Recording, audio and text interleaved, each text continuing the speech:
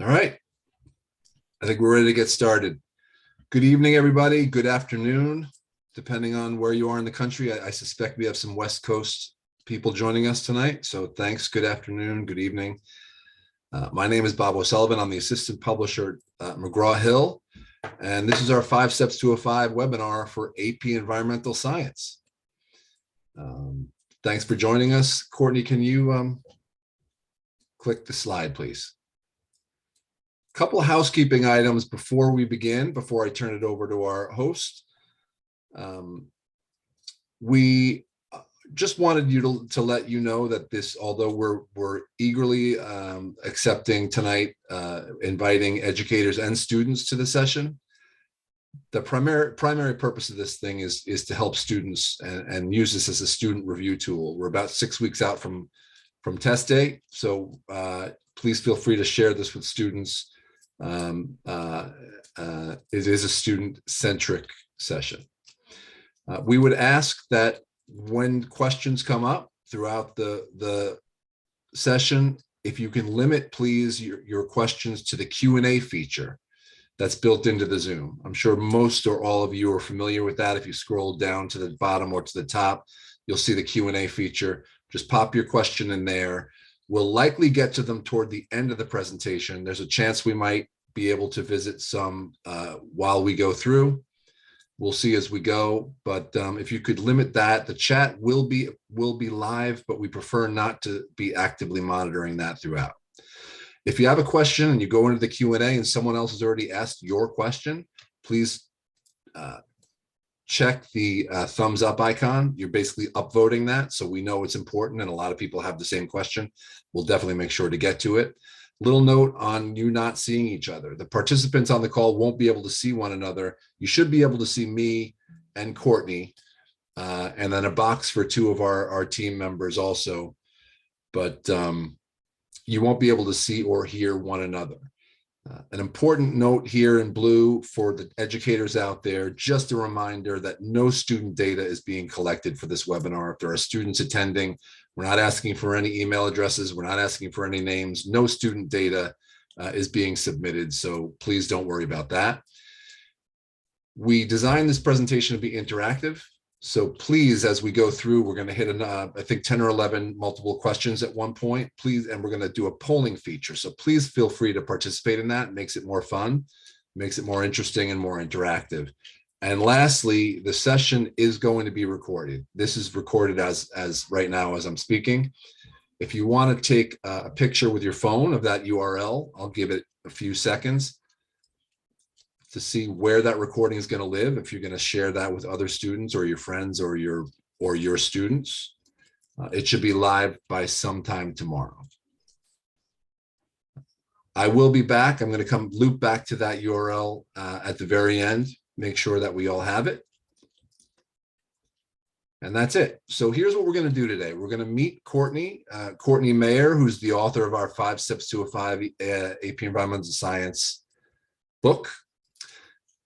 She's going to tell you a little bit about herself. She's going to tell you her experience as a grader and a College Board reader. I think some of that feedback will be really helpful to you guys as you start prepping, going into main prep season for the May exam.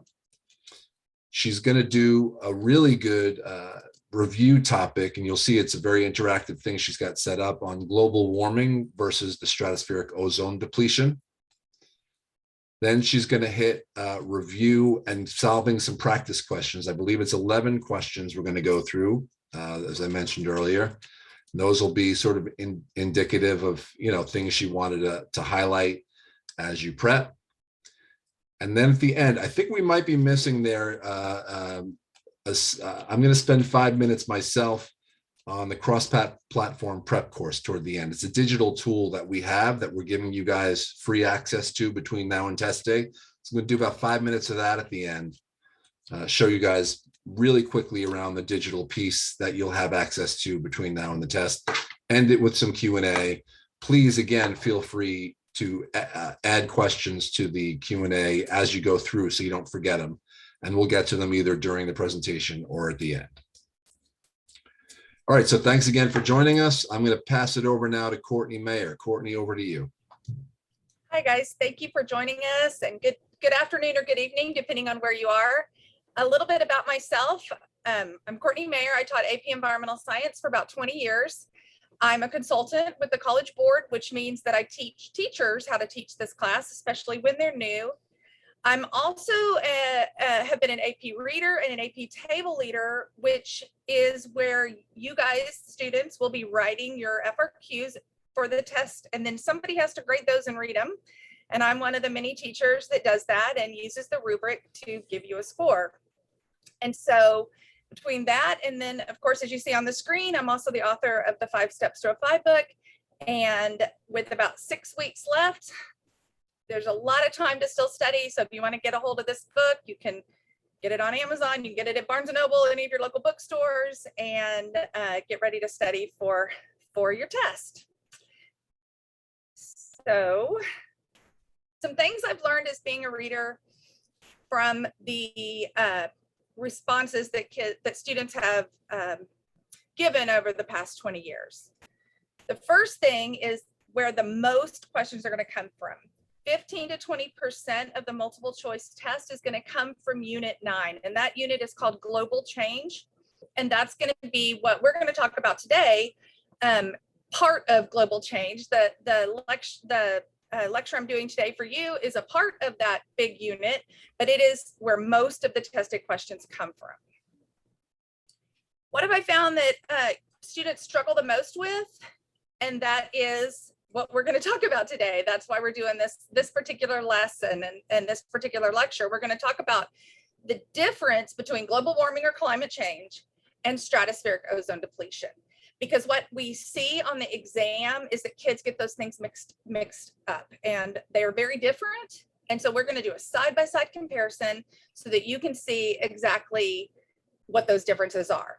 And then in addition, and that's not what we're covering today, but just while you're studying, just know that the different pollution topics are also where kids struggle. So the air pollutants particularly, but any of the water or land pollutants as well, is a good place to go back with these 6 weeks left to review those topics. So here's my study recommendations.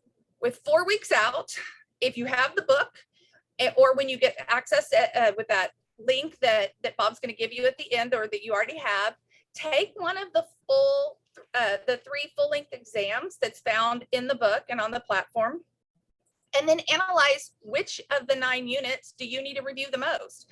Because I'm saying that a lot of students struggle with, say, air pollution.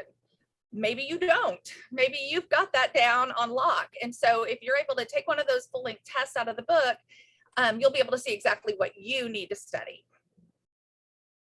And then about 2 weeks for the exam, I would honestly start focusing on units 6, 7, 8, and 9. So that's your energy and your pollution, your different air and water and land pollution. And then what we're talking about today, which comes from the unit on global change, because those 4 units are 50% of the test. And so if that's where you will lock down during those last 2 weeks, you're going to get the most bang for your buck there. And then the night before, if I were you, and what I tell my students is the thing that you're going to prepare today from our lecture, the side-by-side, I would be studying that. I would be reviewing the different air pollutants and water pollutants, and particularly the chemicals around those. And then get a good night's sleep. Studies show that staying up all night and cramming for the exam doesn't do anybody any good. So get a good night's sleep, eat a good breakfast the next morning, and you're going to do great because you prepared and you're ready, and good luck on the test. So we're going to go on to our lecture. So really quickly, let me do this. And do this. Not it.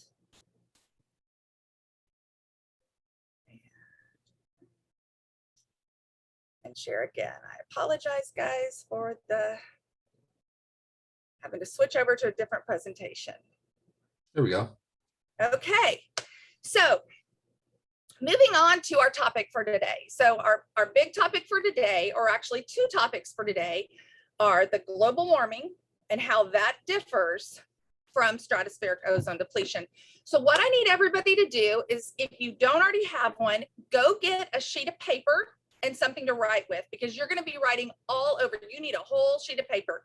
If you have a piece of computer paper close, grab that, but any kind of paper will do. And when you have that, what I want you to do is I want you to draw exactly this. So if you'll notice, it's not exactly half and half. I've given a little bit more room on the ozone depletion side of the page. So maybe, you know, a third, 2/3, draw a line down the middle. And then I want you, everything you see on the screen, I want you to recreate on your piece of paper. So title the left side, global warming. Title the right side, ozone depletion. Draw your Earth. Draw your sun. And then for both sides, we're going to go through the causes, the chemicals, the environmental effects, and the human health effects. So list that under each.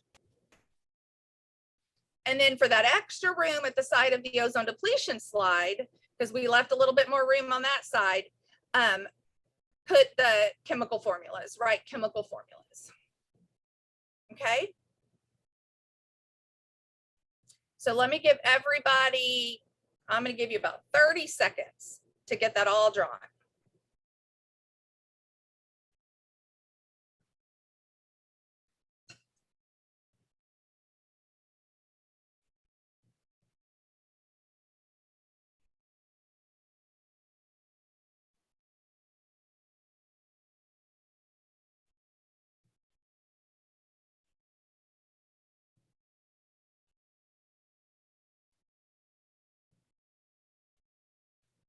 Okay, I'm going to keep going now. And if you're not done drawing, you can keep drawing while I'm talking here. So the reason I put this together is what I discovered years ago, that my students were confusing these two topics. And remember, this is the biggest chunk of the test, right? And so if there's anything I don't want my students to confuse, it's the part of the test that could be upwards of 15 to 20%. And I discovered also by trial and error that doing it as a side-by-side really helped, because it allows you to see how completely different these two topics are. Okay, I tell my kids night and day different. There's only one thing the same. And so that's what we're going to talk about. So we are going to start with global warming. Okay, so we're going to talk about this side of the page only right now. Then we'll stop talking about this side of the page and we're going to go talk about stratospheric ozone depletion. And then we're going to compare them. Okay. So let's talk about global warming. The first thing I want you to know is that our Earth, and you're going to draw exactly what you see on my screen here. So our Earth has an atmosphere, and that's great. That's the reason we can live on this planet, right? Is we have an atmosphere, and that atmosphere, in terms of what we're talking about today, I mean, obviously the atmosphere does a lot of things for us, but in terms of our topic today, that atmosphere keeps us a little bit warm, which is great, because without it, we wouldn't have life on this planet. And how does it do it? It does it because of those gases that are found in the atmosphere, and that's a good thing. So draw a little arrow from your sun, and on that arrow, write down IR, or infrared. Okay. So what happens is infrared, or heat, if you will, from the sun comes down towards the Earth, and those gases that you drew as that squiggly line help, you know, to trap a little bit of that heat, just like if you were to go to sleep tonight and put a blanket on. Okay, your body's making heat. I'm not talking about an electric blanket. I'm saying just a regular old blanket, and your body produces heat, and that blanket traps that heat. And that's what the gases in our atmosphere do for us, which is great. And the rest bounce back off into space. And that's also good. Okay, so this is normal. This is natural. This is nothing that we as humans have done yet in this story. We're about to talk about what we've done that caused this problem. Okay, so you've got your arrow drawn, you've got your infrared, you've got your arrow going off into space. And now let's talk about what else is happening. Let's talk about the causes of this problem of global warming. And when we're talking about the problem of global warming, I'm talking about anthropogenic problems, which is a big fancy word. I'm sure you've heard this school year, but it means caused by man. Okay, so what have we as humans done that are leading to the planet getting warmer? Okay, so the first thing we've done is we drive cars. So if you want to draw a little car on your earth, a stick figure car is fine. We don't have to be artists here. And if you can draw some smoke or a little squiggly line coming out of like the tailpipe of the car, just to demonstrate to you when you're studying that that car, and we're assuming this is not a plug-in electric car, we're assuming this is a regular gas or diesel car or truck, is producing out of its tailpipe some gases. Right now, we're just going to call them gases. In a minute, we'll name the chemicals that are part of this problem. So you've drawn your car, and under causes, I would like you to write cars. So you have a picture of it while you're studying, and you also have it in words. Okay. Well, what else? That's a power plant, a coal burning power plant. So do your best to draw a coal burning power plant on your earth.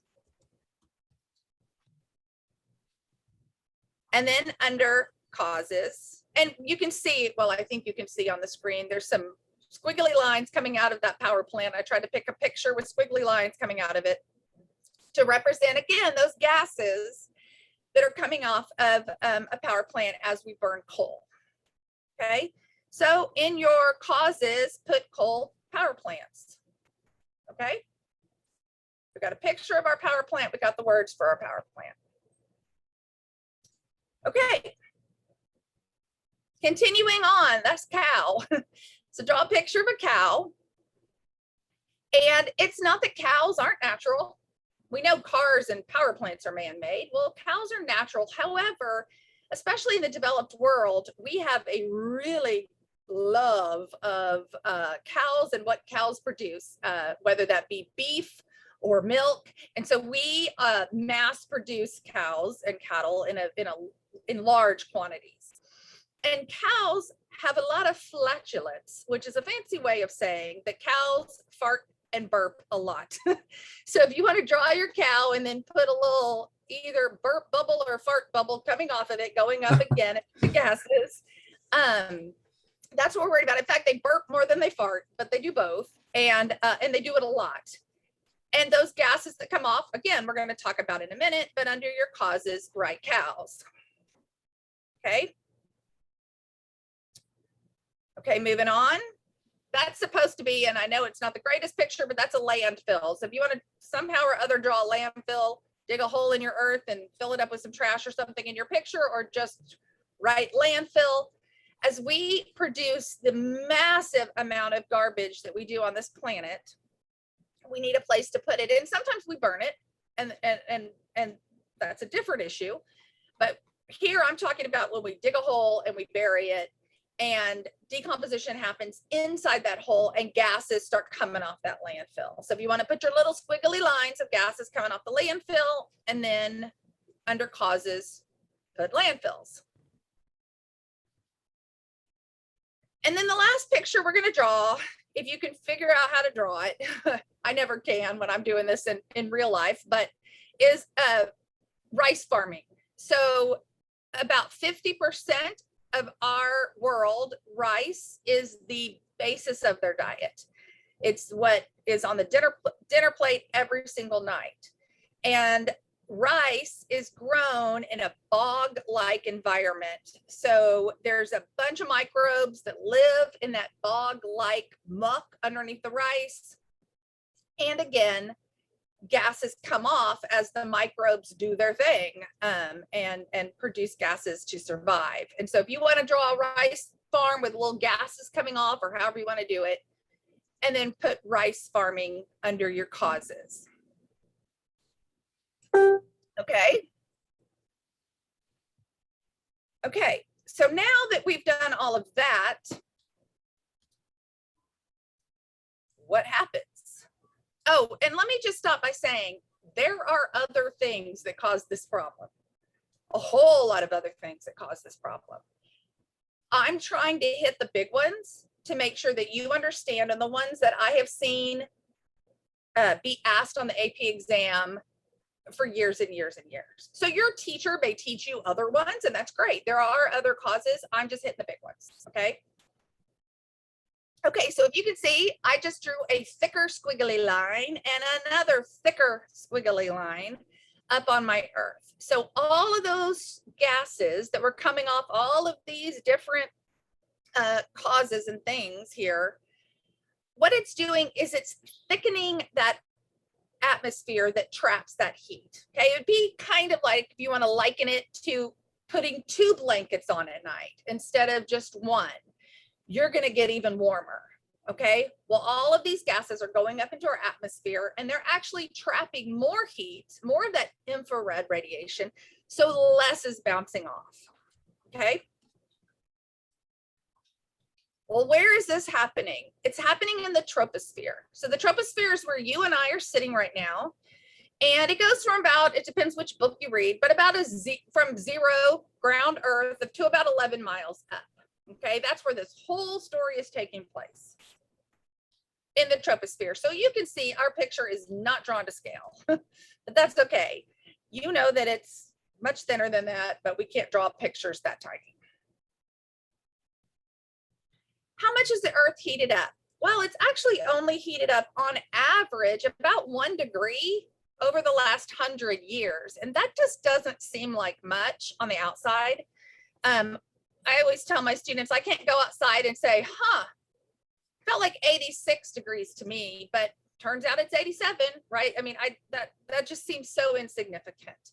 But it's not 1 degree all over the planet. In fact, it's that's an average. So in some places it's colder, but in a lot of the world, particularly at the poles, it's much more than 1 degree. And so that is causing some environmental and human health effects that we're going to talk about in a minute. Okay, so let's talk about the chemicals now. I just kept saying gases, gases. The cow is farting, the power plant's producing gases, right? So let's name them. Well, the first one we need to talk about is the one that wasn't our fault. The reason we have life on this planet, and the one that keeps our planet nice and warm, without it, it would otherwise be too cold to survive, and that's water. So I wrote it as H2O. You can spell it out, water. But water's a good thing, right? We want water in our atmosphere to trap some of that infrared heat and keep us at a nice temperature where life can sustain on this planet. So what else but you still need to know that water is something that traps heat. Another thing is our carbon dioxide, and that's coming out of my car here, that's coming out of my coal burning power plant. In our pictures and the things that we talked about. So carbon dioxide. And actually, another thing you need to understand is we have emitted a whole lot of carbon dioxide. And why is that? Well, that's because we have taken carbon that was in living things, plants and animals, millions of years ago, and that has been buried in the ground for millions of years. So that carbon isn't cycling. It's in the form of, say, gas or coal, and it's under the ground. But we as humans have dug that coal up that hasn't been cycling in our atmosphere since, I don't know, the time of the dinosaurs or whatever, and we're releasing it. And so we're actually adding a lot of carbon dioxide into our atmosphere. The good thing about that is carbon dioxide, while it does trap heat, it's not the best heat trapper in the world. And so thank goodness, because with the amount that we're burning it every single day, if it was a huge heat trapper, if you will, we'd be in real trouble. Another thing are NOx, and we put an X, meaning it could be NO, it could be NO2. It's our nitrous oxides, and those are also coming out of our cars and our power plants, and they are some pretty potent heat trappers. We don't have quite as much as we do with carbon dioxide, but they trap a lot of heat. So they're not doing us any benefits here. The thing coming out of the landfill, the rice paddies, and the cow farting and burping is methane. And I've written it as CH4 because I have seen it both ways on the test. I've seen them write it as methane, and I've spelled it out as methane, and I've seen them write it as CH4, where you need to be able to recognize that it's methane. So make sure you know that that's methane. And methane is a really good has a really good ability to trap heat. So it's a really bad, I always tell my students, there's a real bad guy. So it's a bigger bad guy than carbon dioxide, because even though there's not near as much, it traps a whole lot more heat. And then finally, something that we have learned recently, the past decade or so, is that chlorofluorocarbons, or CFCs, are actually, while there's very little that are being emitted these days, CFCs can trap an enormous amount of heat. So even though there's very little, they trap so much heat, they are a huge concern. Okay, so those are our chemicals. What about our environmental effects of all these gases and these things that are going up and causing this blanket? Well, the first thing is it's melting our sea and or our land ice. Sea ice is what we consider floating ice, like an iceberg. Land ice would be like a glacier that's on the land, that when it melts, it melts off into the sea, and oftentimes. And so all of that ice that's mainly found at our poles is melting, and that is not good for our planet.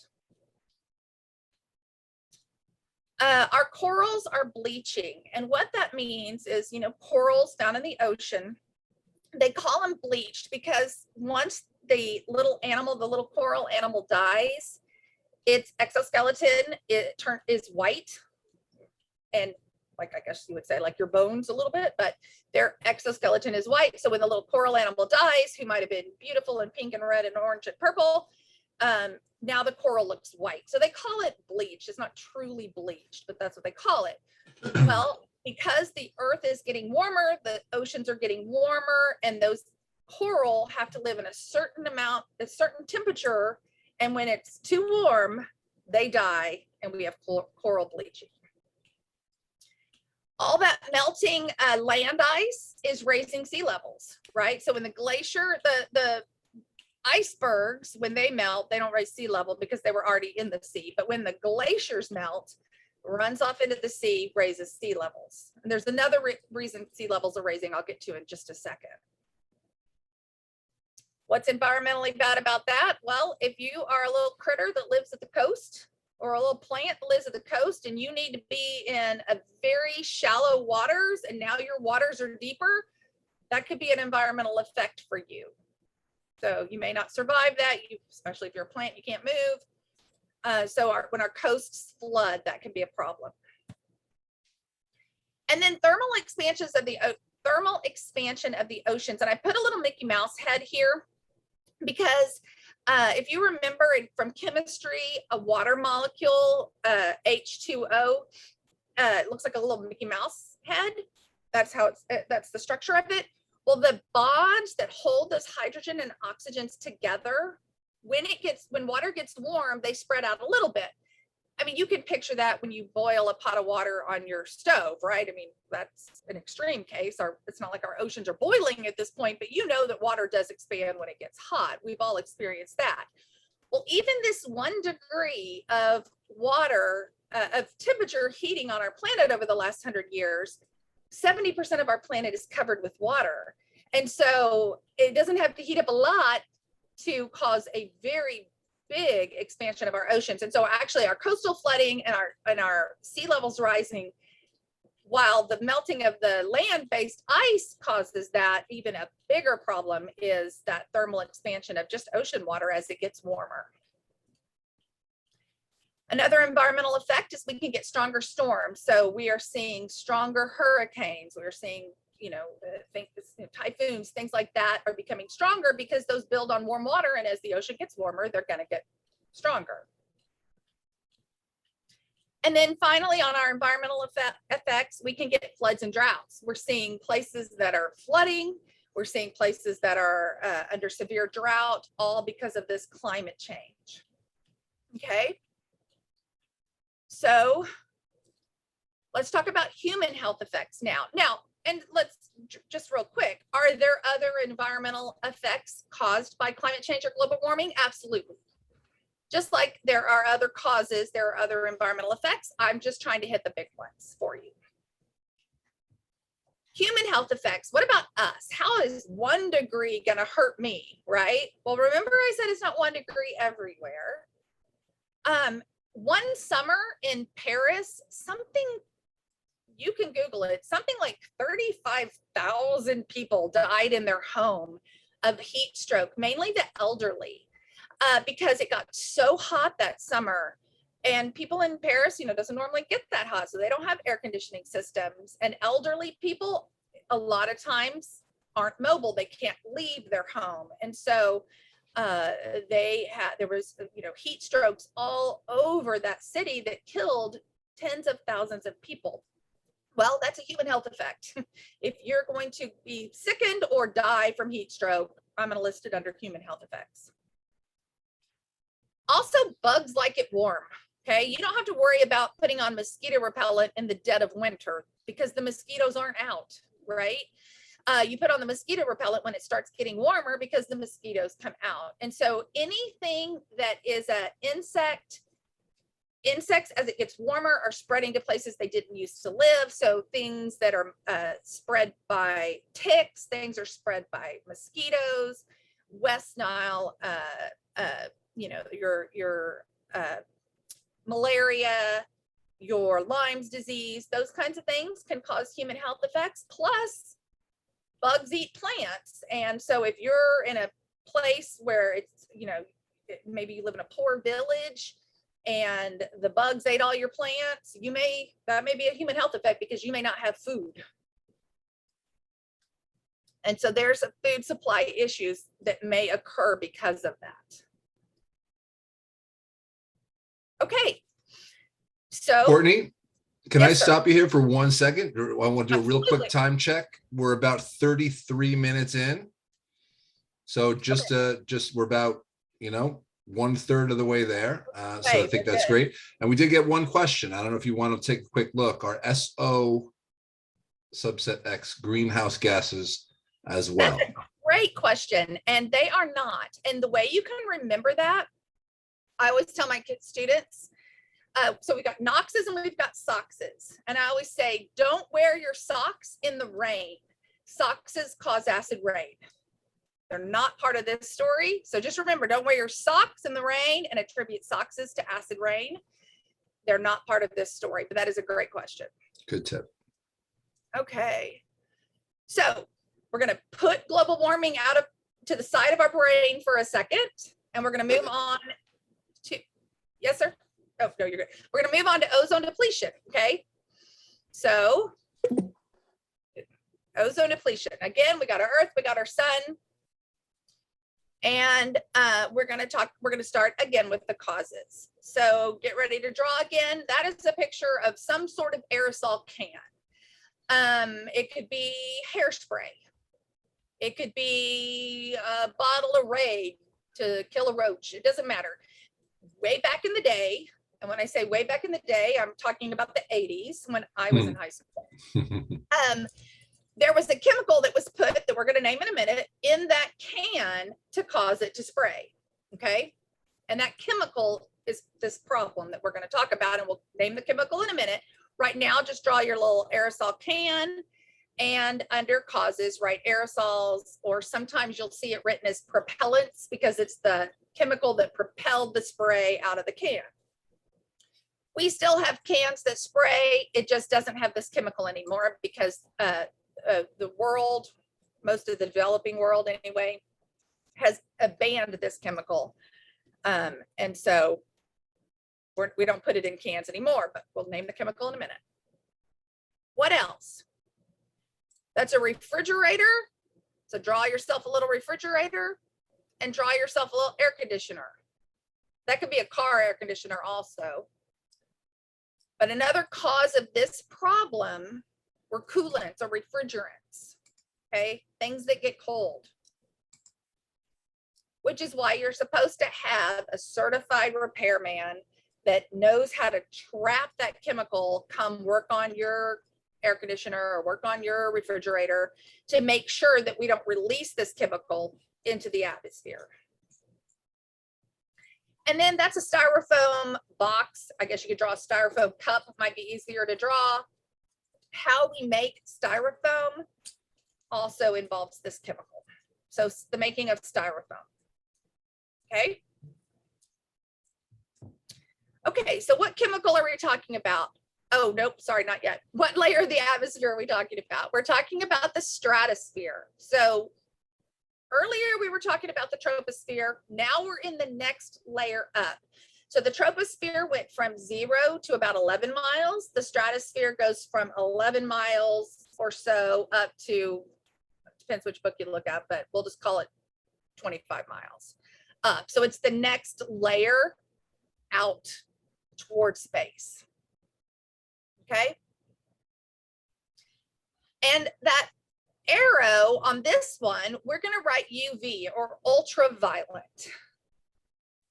So our stratosphere has a very good property for us, or at least the molecules living in the stratosphere, is that they are able to absorb UV light. And how much, again, it depends which book you read, but somewhere between 97 and 99% of all UV light is absorbed in the stratosphere. And that's good. It never hits us. If you're standing outside in your swimsuit at the beach, just know that our stratosphere took care of most UV light that was going to hit you when you were out there. Okay, almost all of it, right? Not quite all of it, but almost all of it. Okay, so what chemicals? Well, we're talking about CFCs. And so that's going to be the one thing I talk about in both stories. I told you CFCs were a very potent greenhouse gas that really can trap heat. They are also this story that caused the stratospheric ozone problem, as well as other halides. Okay. So we need to talk about the chemicals now. You should have left a little bit of room for chemical formulas, because the test, and twice there has been an FRQ where you actually had to explain this in words, and then of course you see it on the multiple choice. So chlorofluorocarbons, CFCs, it's a man-made molecule. We made it. Okay, it's pretty big molecule as molecules go, and it has chlorine, it has fluorine, and it has carbon in different amounts depending on which formula. I put an X over carbon because he's not part of this story. He actually doesn't do the bad things that we're about to talk about. Okay. So up in the stratosphere, we have 3 different types of oxygen molecules. We have free radical oxygen, O. We have O2, the stuff you and I need to breathe and stay alive. Okay. And we have O3, which is called ozone. Okay. And those are just up there. And actually, you need to learn how ozone is naturally created up there. We're not talking about ozone being made. We're talking about ozone depletion today, but you make sure you read about that as well, or your teacher will teach you about that. Okay, so O by itself doesn't really do us a whole lot of good in terms of this story, because it's not the oxygen molecule that absorbs UV light. It's the bonds between the oxygens. And free radical oxygen has no bond, so it absorbs no UV light. O2 has a double bond in there. And I don't know if you'll be able to see this little yellow arrow, but draw a little yellow, it's right here. Draw a little arrow. The UV light actually goes between those 2 bonds of that. I mean, we're talking at the molecular scale here, and it absorbs UV light, and that's great. So O2 is helping us up there. And O3 is really helping us. And if you notice, I kind of drew the bonds differently.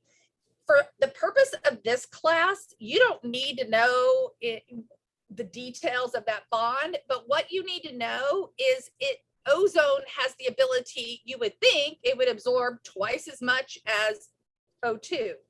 But it actually, because of that funky bond, it actually can absorb more than twice as much UV light. And so that's really good for us. Also, of all 3 types, ozone is what we have the most up there. And so that's also good, which is why we can absorb 97 to 99% of UV light, because there's a whole lot of ozone up there. And it's got that bond that allows it to absorb more than twice as much as O2. So that's good.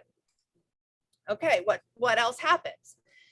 Everybody, all the ozones would like to find another ozone to become O2 or get rid of an ozone get rid of an O if they're ozone to become O2. So remember that. I always tell my students, everybody wants to be that guy, that O2. So when you're writing the test, if this came up as an F or Q this year, or if you saw it on a multiple choice, you could use chlorine, or the test writers could use chlorine, or they could use fluorine. They do the same thing. I just chose chlorine. You could replace it with F for fluorine if you like F better.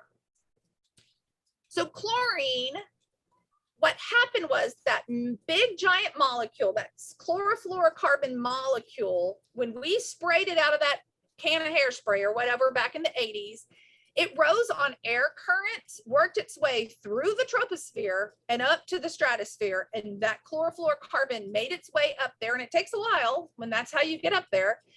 And when the UV light hit that chlorofluorocarbon molecule, it broke it apart. So it used to be a big giant bunch of chlorines, bunch of fluorines and carbons.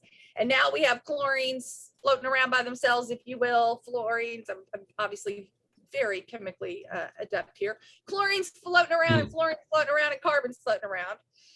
And we're looking to bond. If you remember, chlorines and fluorines on the periodic table are very reactive. So chlorine might find oxygen, that free radical oxygen, become ClO. Okay, that's fine, because oxygen wasn't absorbing any UV light. So like no harm, no foul, right? That's fine. Chlorine's happy and oxygen wasn't doing us any good anyway. Okay. However, he's probably instead gonna find ozone. And that's again because there's a whole lot more of it up there. And if he does, remember I told you everybody would like to be O2, and your chemistry teachers, if they're on, are probably cringing at how I'm explaining this for chemistry, but this is the nuts and bolts of what you need to know. And if so, chlorine will take an O because ozone is happy to give it up. So we get ClO plus O2. Okay. And what did we just do? That's bad because we just took the ability of that ozone molecule to absorb UV light and we cut it in more than half, right? O2 still absorbing, but if O3 absorbs more than twice as much, then we just cut it in more than half. So that's bad.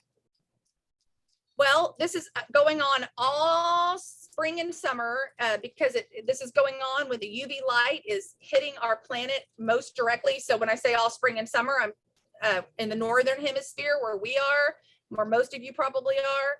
We're talking starting in about March, April, May, June, July. And when we're in the southern hemisphere, if we're talking Australia, we're talking October, November, December is when the sun is focused on them the most. So now we have the ClO, and what might he do? Well, he might find O and the O will join with the other O, becoming O2. Everybody wants to be that guy. Well, that was kind of a good thing, right? Because now we took O that wasn't absorbing any UV light, and now we allowed it to absorb UV light, except that chlorine's not done. And they don't know. Studies show that, some studies show that they think that chlorine and fluorine might be able to remain in the stratosphere for hundreds of years. So chlorine, what's he gonna do? He's gonna start all over again and go find another ozone and bust it up, bust it up, bust it up over and over and over all fall, all spring and summer. Destroying that ozone and limiting the amount of UV light that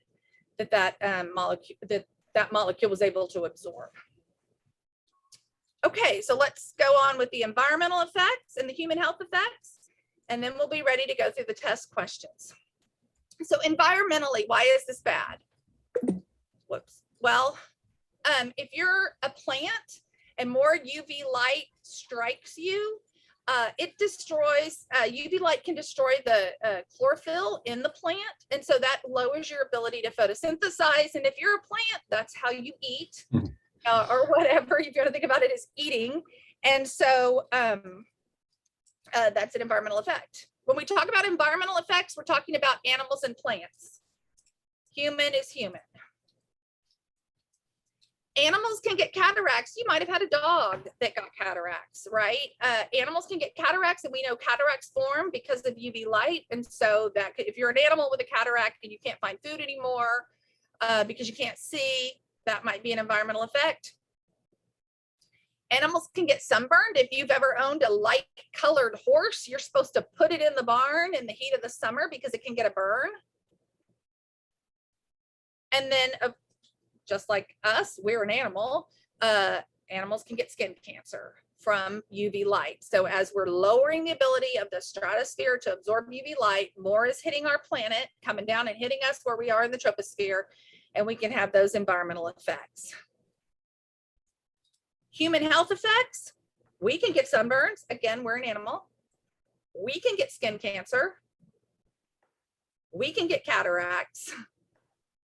And also UV light has been, too much UV light has been linked to lowering our immune system or our ability of our body to fight disease.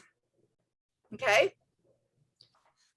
And remember here, I put a big old reminder, this is in the spring and summer when the earth is pointed to the sun. When it goes into the fall and winter, it kind of slows down a little bit, whichever hemisphere of the earth you're in, because it's that UV light that kickstarts this whole thing by busting up that chlorofluorocarbon molecule. So side by side, we're talking causes completely different. Over on the left-hand side, we talked about cows and cars and power plants. And over on the right-hand side, we talked about hairspray and bottles of Raid and refrigerators, completely different.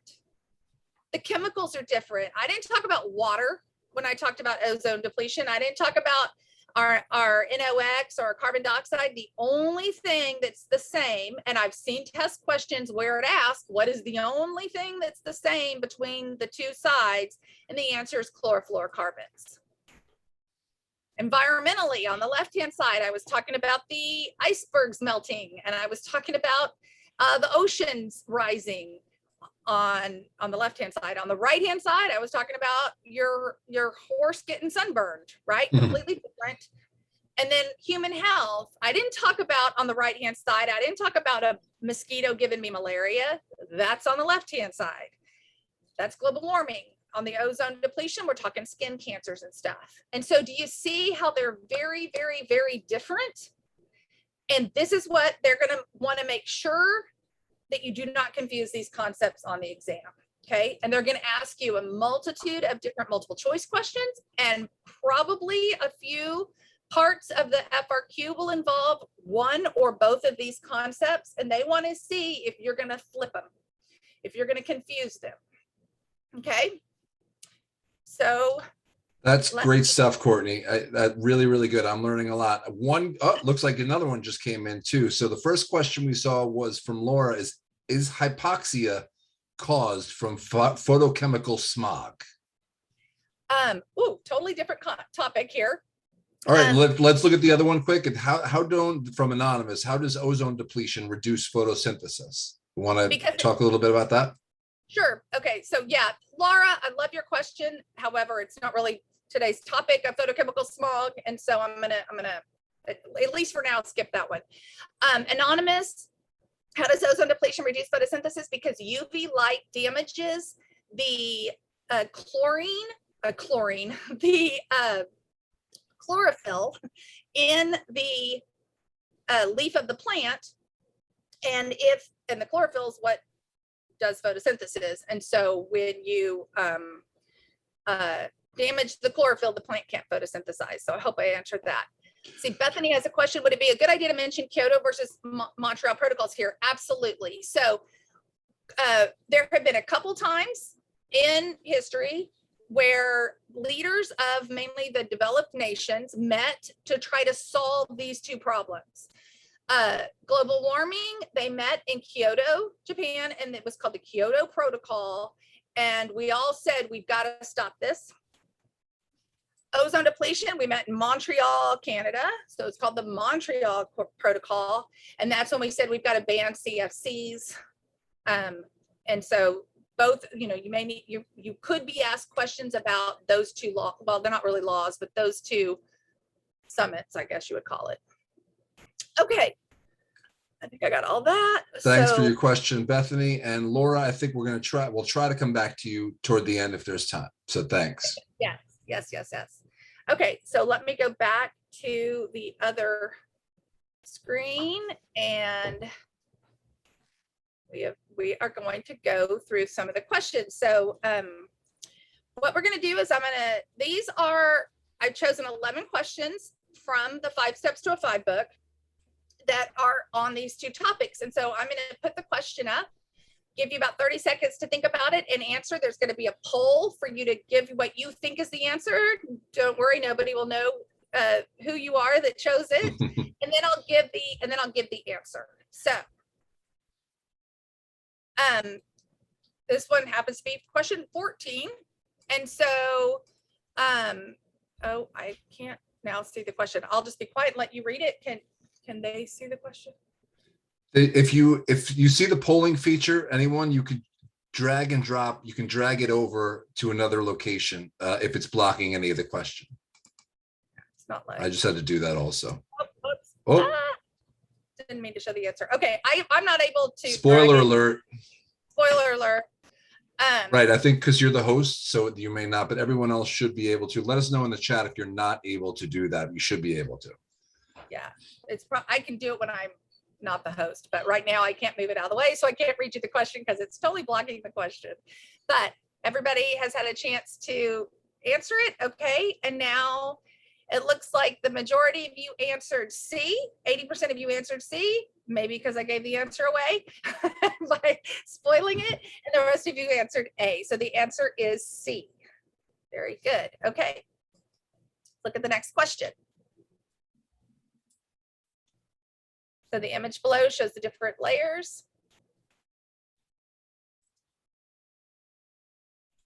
What layer is where chlorofluorocarbons have destroyed ozone?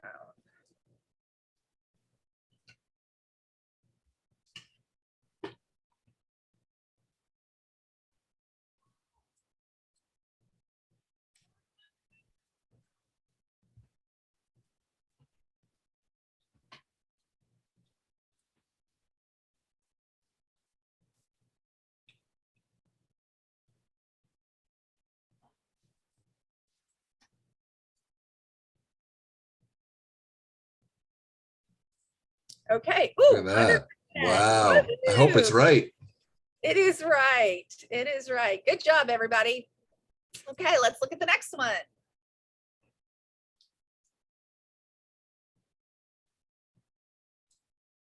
The greenhouse. Oh, never mind. Can't read it.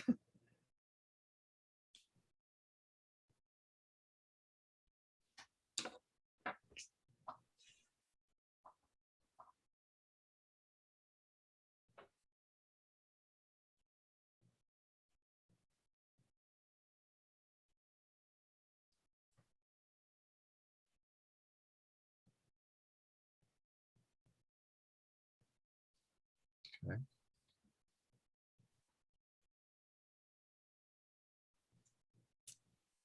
Okay. Oh, it looks like 92% of you chose B. A few of you chose C. And the answer is B. So good job.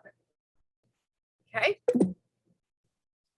This one has two questions that all deal with this one graph. So we've got one graph and you're going to answer both questions 36 and 37.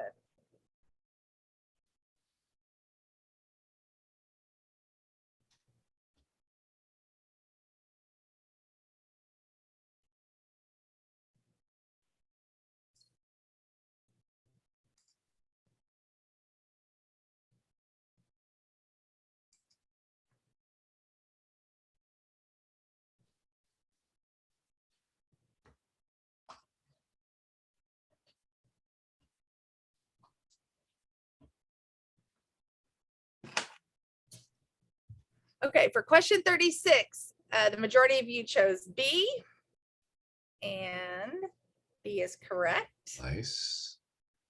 For 37,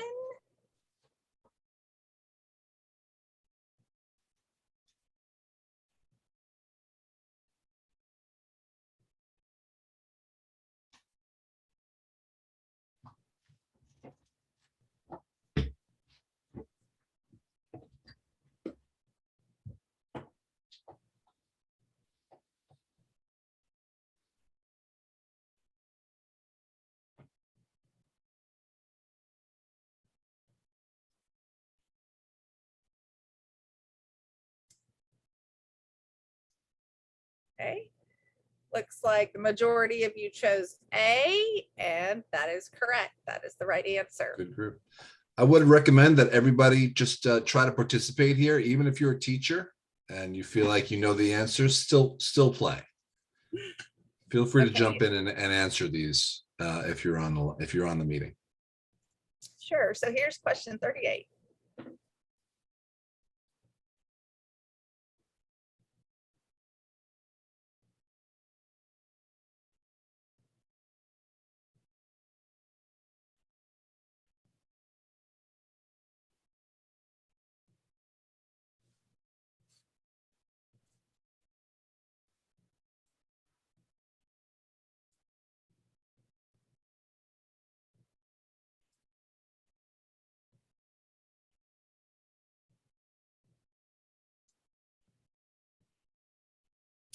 Very good. Looks like 92% of you chose D, and that is correct. Stop using chlorofluorocarbons. Okay, let's look at question 69. Methane is a greenhouse gas.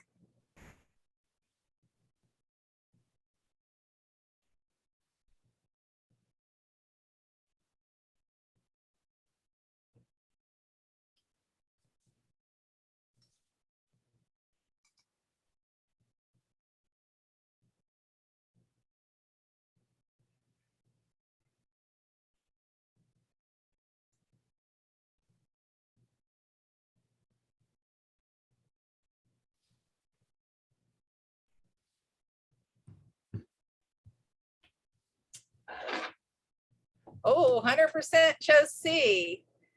So that is correct. Good job.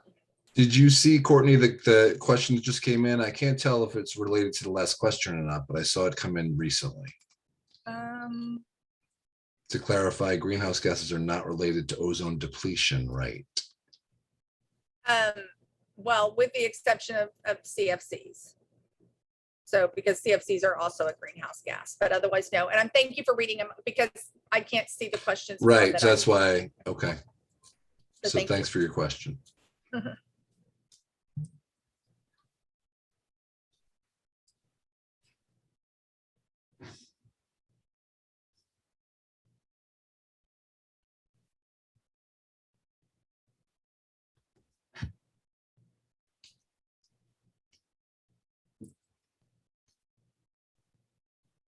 Okay, how'd you do on 80?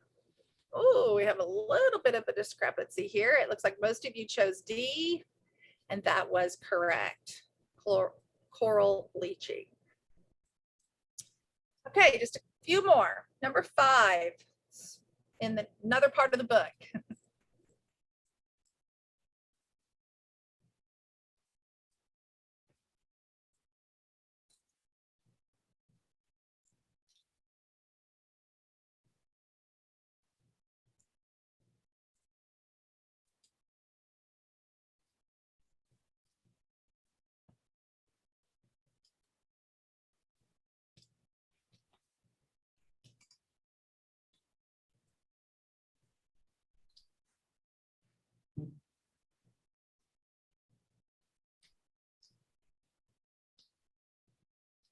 Okay, most of you chose A, and that is correct. So good job. Either you listened well today, or you already knew it. This one we can probably give them a little bit of a less time, Simone, because it's a quick question. Won't take them very long to read.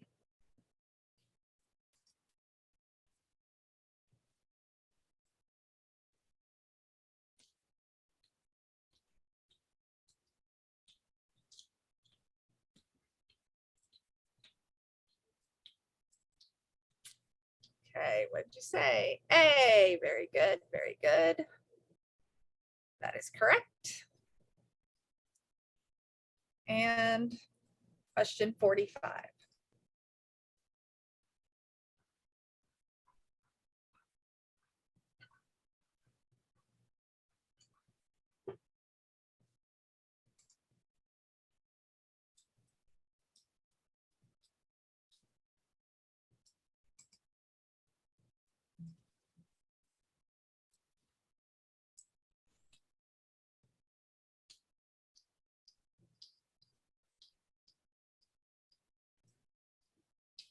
Okay, let's see. What did they choose for this one? Mainly C, and that is correct. Good job. Okay, I believe, Bob, you want me to stop sharing, right? Well, if you'd leave this up for a minute, and I just want to go on record as saying I got that last one right because I listened to your diagram one about the cataracts. So if you could all take this, you want to take a picture with your phone, jot it down. We'll come back to it if necessary. But this is access to our online tools, our online platform for apes. So let's give a couple seconds just to jot that down. This is a tool that you guys can use from now until test day. I'm going to show you. I'm going to spend only about 5 minutes showing you what it is. But if you want to go on tonight or any other time between now and the test, you've got access.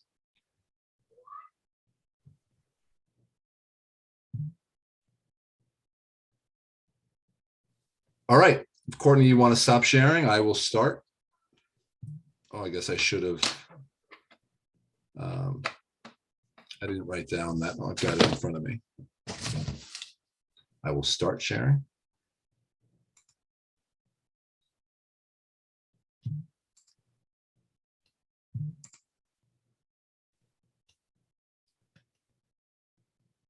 Can everybody see my screen? Courtney, Anya? Yes. Okay. Here's what happened when you, here's how easy it is. I'm just going to show you real quick. When you go in through that URL and you, that'll bring you to this page, says, please enter your voucher. I should have cut and pasted it, but I'm going to do it from scratch. MHAPS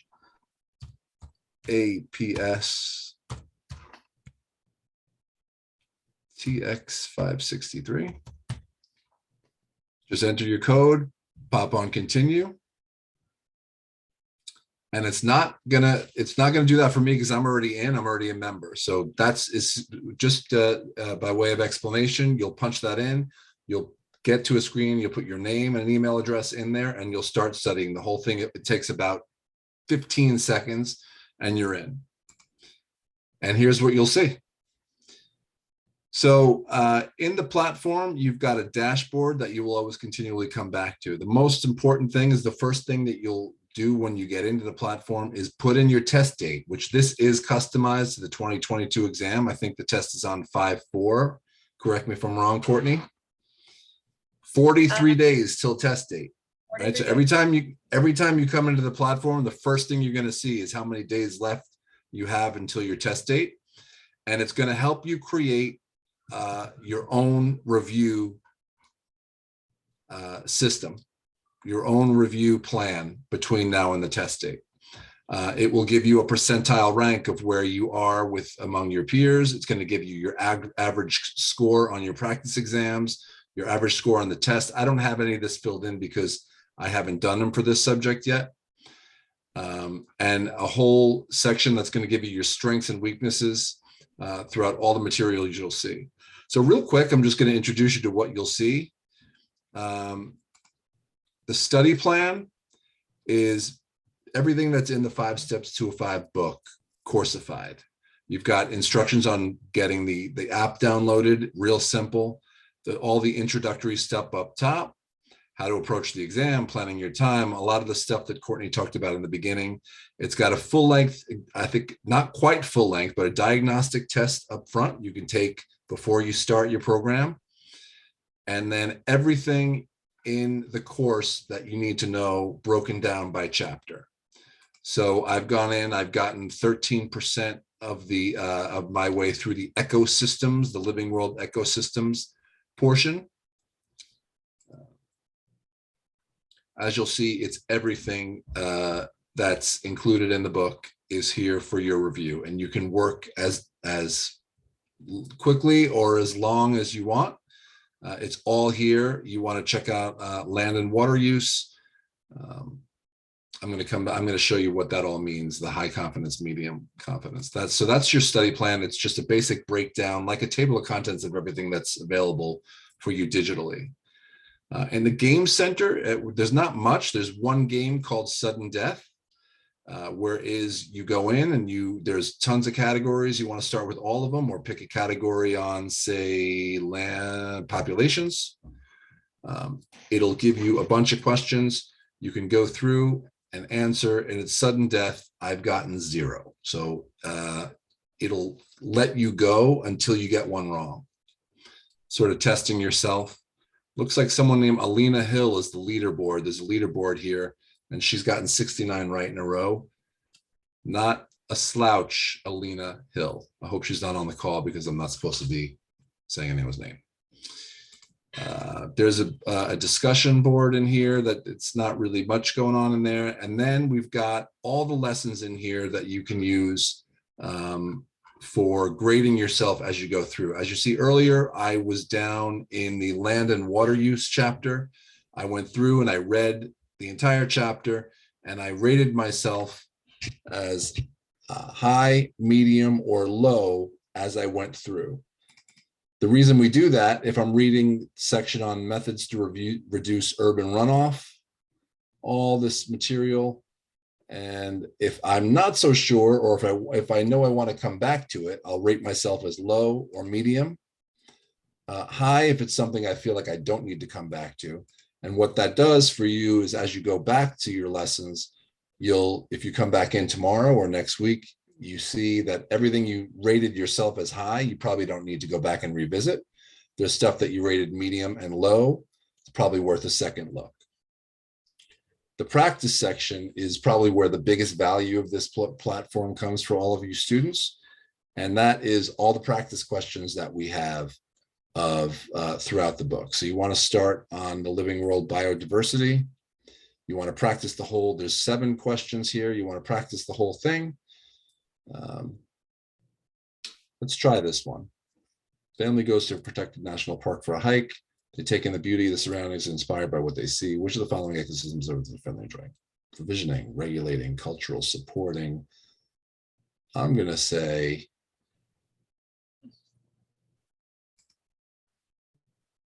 how confident are you that is it B? I'm going to go B. Okay. Nope. So listen, you can go through, you can put it on with the review answer feature on, the review answer feature off if you want to fly through all 7 and then get your answers at the end. Anyway, for those, it was cultural. I guess you guys all knew that. And then on to the next one. It's a really good way of hitting yourself up with a lot of review questions between now and the test, and they're all broken down in really sensible breakdowns. While you're right there, somebody asked a question that is exactly over what you're going over. Can we retake those practice tests and quizzes as many times as we want? Certainly can. There's a way, if you go in there, let's see, done practicing, it'll let you reset. Where is that? It will, see, reset category, it'll go back. You're not able to, because I unsynced it. But yes, the answer to that question is yes. All of it, you can wipe clean, do all the questions throughout, wipe them clean and do them again if you need to. And as Courtney was talking about up top, we've got 2 full-length practice tests right in here, the same ones that are in the book. So if you take the diagnostic test when you first start, you can go into practice test 1 and 2. They're full length. You can take the same amount of time as you'll get. Is it 3 hours, Courtney, for the real thing on? So the multiple choice, they're gonna get 90 minutes. And for the whole exam. And then the FRQ. So with the time. It's about 3 hours, right? Yes. So and here you go. So you get 2 full length tests that are here for the taking. Courtney recommended that taking at least 1. I think maybe if you have the time to take 2, that way you're really prepared for test day. So you start, goes right into question 1. On this one, you will answer them as you go through. Question 2 of 80, I'm of course getting them wrong. And you will not get, in the practice test section, you won't be able to see the answers until the very end. So whereas in the review questions, Sorry. In the practice section, all the questions that you'll see broken down by category, you can and certainly should use the feature that'll show you the answers as you go through. The tests are built so that they reflect your real experience. You won't see the answers until you get your model score at the end. There's a couple fun things. You'll get messages in here. If you notice, I got a congratulations, you have unlocked tomorrow is a better day feature earlier because I did a test and got 0 right out of 10 questions. And that's about it. I would urge you guys, both teachers and students alike, to go in and poke around this thing. There's a lot of valuable material in here, and it's really, a really good way to prepare over the next 5 or 6 weeks. With that, let's see if there's any, are there any other questions on this that popped up? I can't see because I'm sharing. There are, I think I must have, the fact that it came up twice, I must have said a word wrong, so I'll go over that one. But I think that's, there is one question, I think, for you. For incorrect answers on the practice test, when students get their scores, will they be able to see what standard the question was over? So does it say like that was unit 9, topic 3 when they take this quiz? I think is what she or he is asking. Michelle. That's a great question. I'm going to tell you, to the best of my knowledge, in the practice section,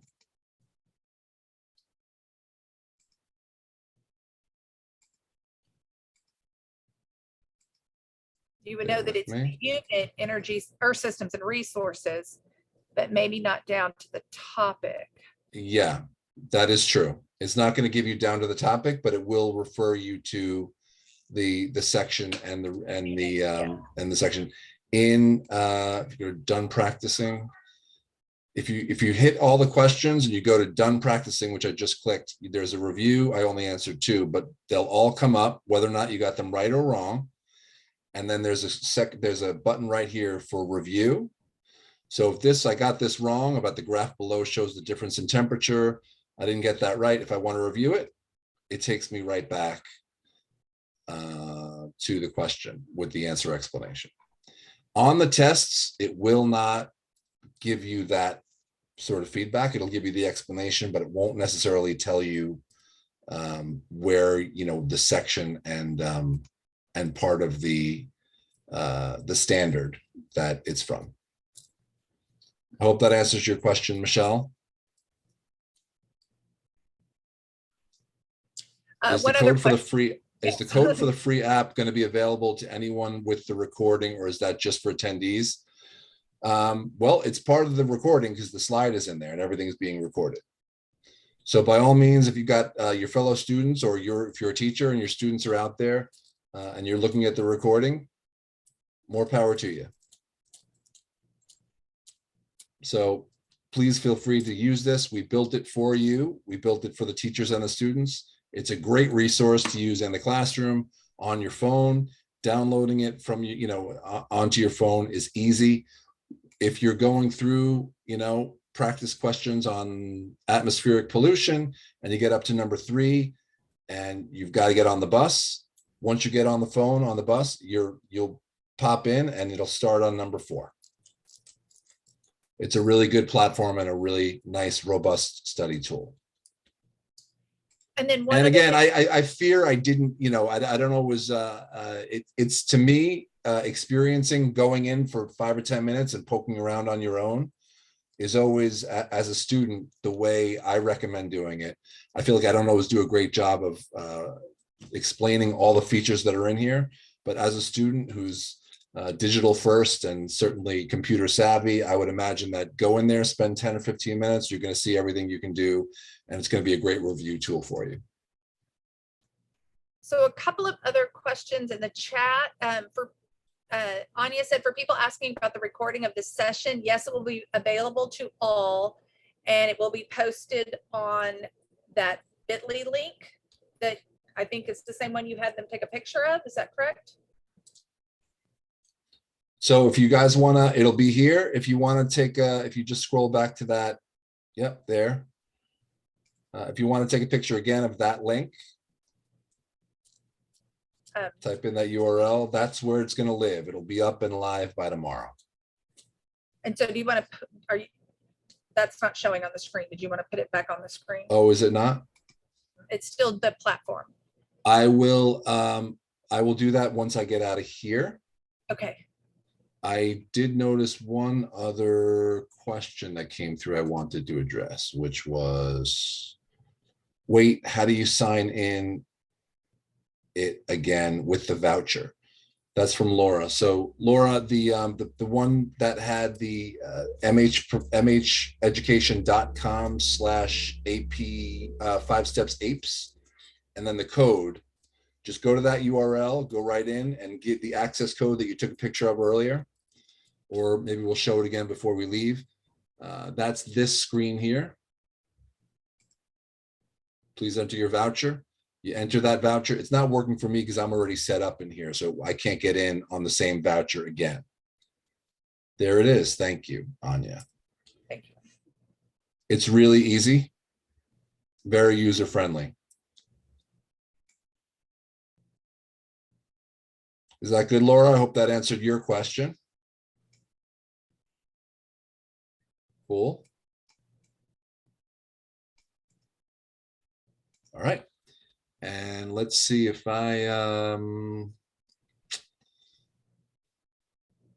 we wanted to share. I'm going to stop my sharing. If you want to reshare again, Courtney, and put that your slide, that first slide back up again with the URL where the recording is going to live. Sure.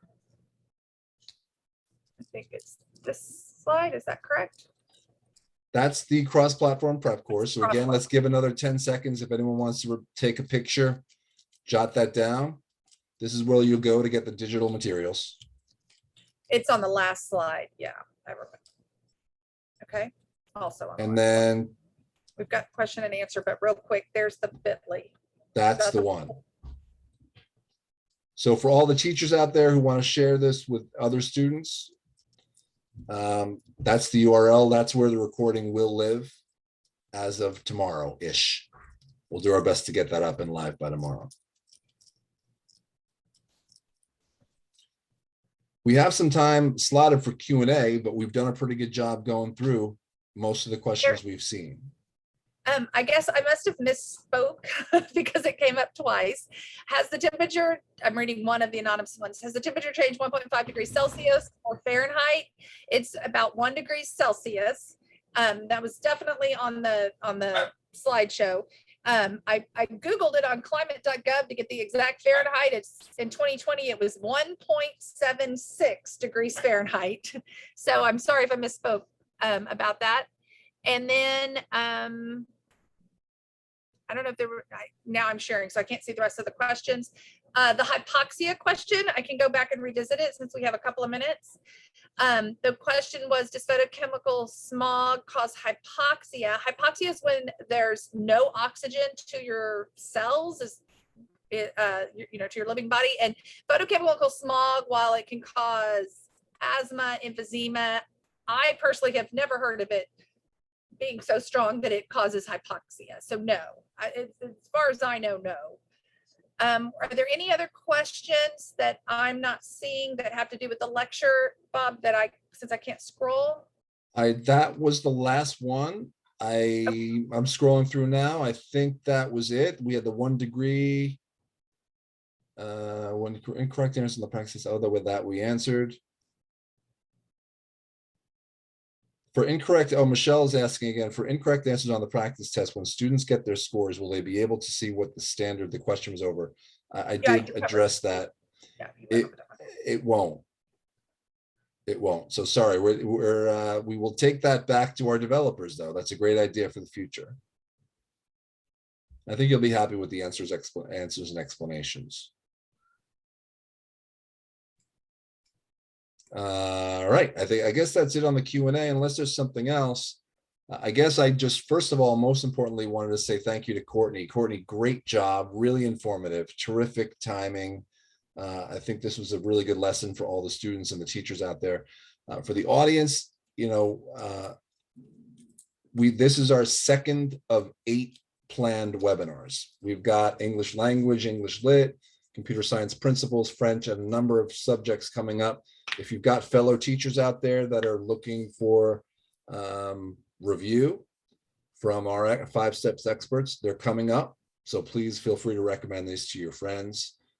And we thank you. We really are appreciative of your showing up tonight and joining us for the session. Yes.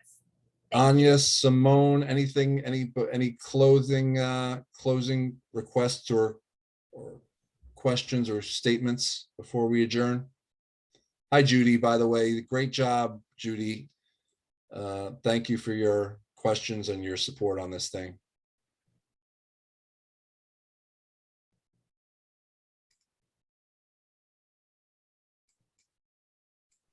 All right.